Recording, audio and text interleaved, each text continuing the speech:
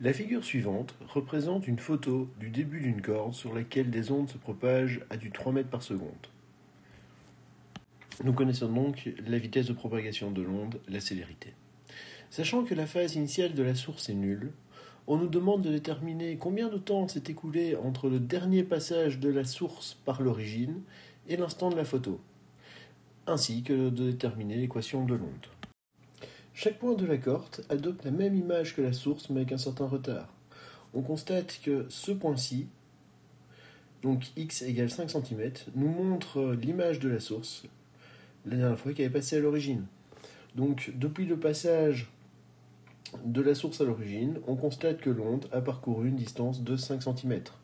Et nous savons également qu'elle se déplace en MRU. Grâce à la distance et sa célérité, nous allons donc pouvoir déterminer le temps. Dans un MRU, la vitesse est donnée par la distance parcourue sur le temps. Donc ici, la vitesse de propagation de l'onde est égale à la distance sur le temps. Nous recherchons le temps. C'est donc égal à la distance divisée par la vitesse de propagation, soit 0,05 mètres divisé par 3.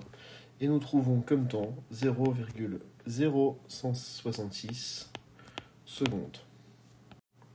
Nous savons que l'équation générale d'une onde est donnée par la relation amplitude fois sinus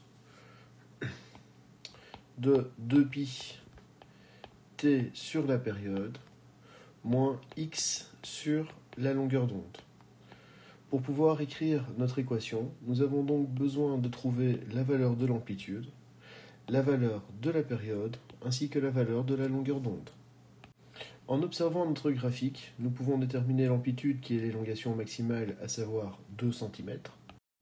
Donc nous avons 0,02 fois sinus de 2π t sur la période moins x sur la longueur d'onde.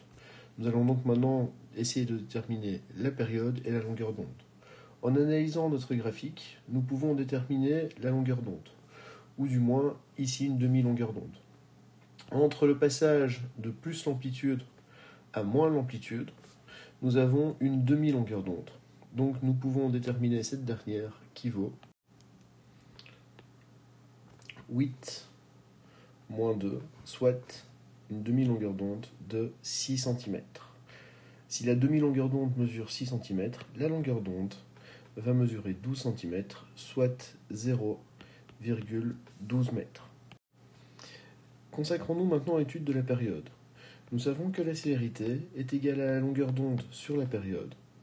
Donc, notre période sera égale à notre longueur d'onde divisée par notre célérité, soit 0,12 divisé par 3, et on trouve une période de 0,04 secondes. Ce qui nous permet ainsi de terminer notre équation qui est de 0,04 secondes.